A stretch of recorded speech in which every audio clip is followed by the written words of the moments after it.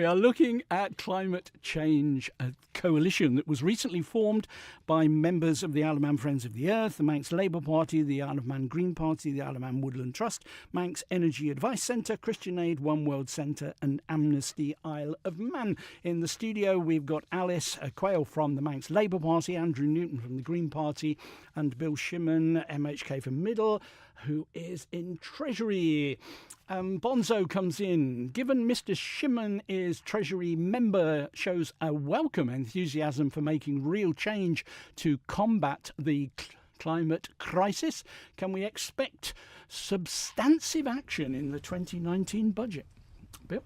Well, clearly, no. I can't discuss what the content of the 2019 budget will be. Oh, go on. But it was clear to the Treasury members at the 4 roadshows that we had in Ramsey, Douglas, Castletown and Peel last month that environmental issues were a real concern to many of the people that turned up. And what I would say is, as I said earlier, I don't see environmental issues being incompatible with responsible finances.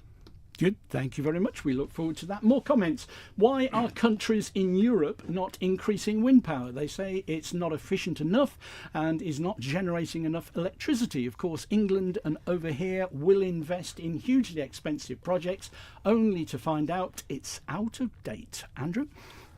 Well, I don't know the figures that Europe is not adopting wind. I would question that. Places like Denmark quite clearly are adopting wind. And the UK, as a country without the opportunity of sunlight that maybe Spain has, wind is the natural one to go to. And it is positive in the payback period, I think, 3 to 5 megawatt wind turbine, 5 years. Alice?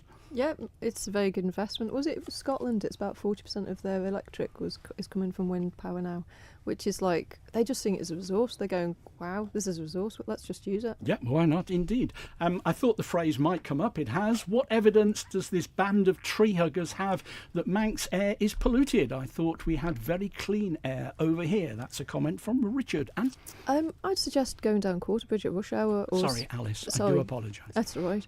I would just suggest going down Quarterbridge or outside the Manx Arms at rush hour and just try and breathe in the air, because we do have hot spots. By the coast we have lovely fresh air, but there is hot spots at peak times, and I think it does affect people's health. Okay, Andrew. Well, I would look to the Public Health Act and say that the DEFRA minister has an obligation. Stop hitting the desk. Sorry. It's just the importance of this point to bring to Tynwald every 2 years the results of these surveys, and they haven't been doing this. Yeah, they're dodging the responsibility on it. Yeah, I mean, perhaps if I could just come in here. I was at a charity afternoon tea yesterday in Crosby Methodist Hall, and I was sitting there having a cup of tea and sandwich and an atter with some of the people there. I didn't really know that well, but one of them said to me, "Thank you for keep asking questions on this, because I walk in every day and I walk into Douglas from Union Mills, and when the wind is down and when we have high pressure, I can feel the pollution in my lungs." And so that for me, I think we kind of gave me a bit of encouragement to keep on asking questions about this, because if we look across the island, of course, in most places in the island, our air quality is great. It's a real fantastic thing. It's in our national anthem, and that's right. But there are hot spots, and it's those hot spots which I think we should be monitoring. Okay, a text in unsigned, unfortunately. Exactly how much is this going to cost the taxpayer? I'm assuming that can't be answered, but would you hope that savings could be made in order to pay for this?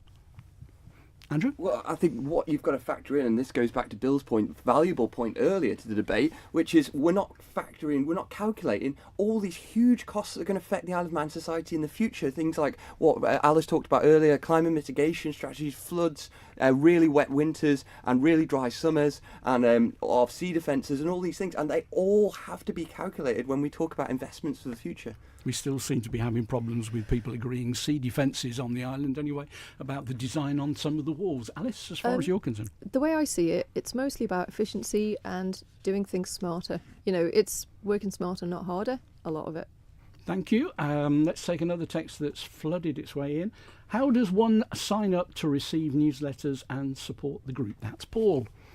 Well, you can find the Climate Change Coalition on Facebook. It's Isle of Man IOM Climate Change Coalition. And then there's an email address as well, climatechangecoalition@manx.net. and clear your diary for the end of January, because I think it's around the 25th. It's last Friday in January. We've got a very good party lined up at the Legion with some excellent music acts. And also education. Well, there'll be opportunities to chat, which is the main thing. Opportunities to chat with a load of interesting people. Repeat again, please, the code, whatever, how to contact yourself. So the email address is Slowly. Climate Change Coalition, Climate Change Coalition @manx.net. You can also find it on Facebook, really simply. Good, thank you very much. Another text in from Howard.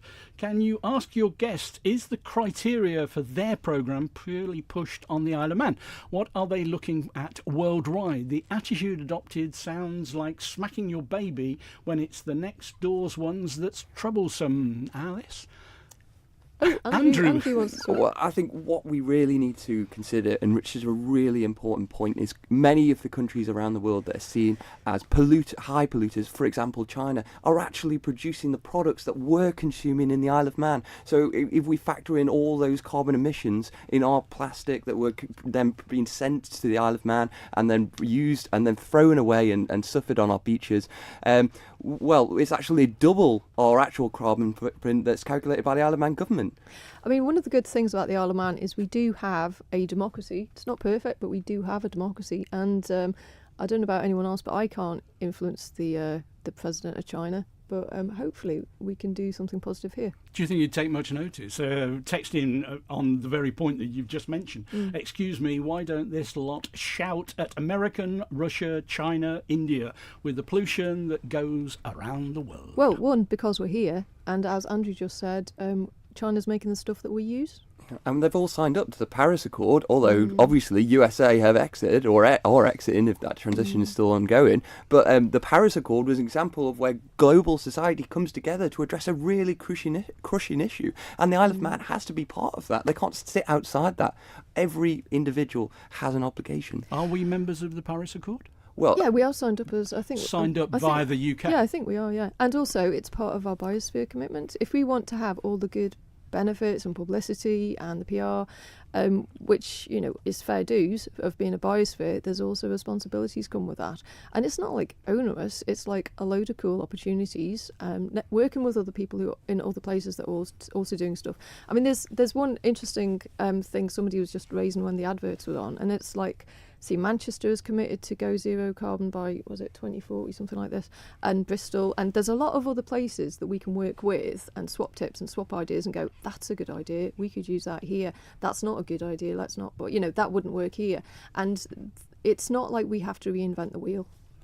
As far as you're concerned, Bill, from today, I'm feeling quite positive.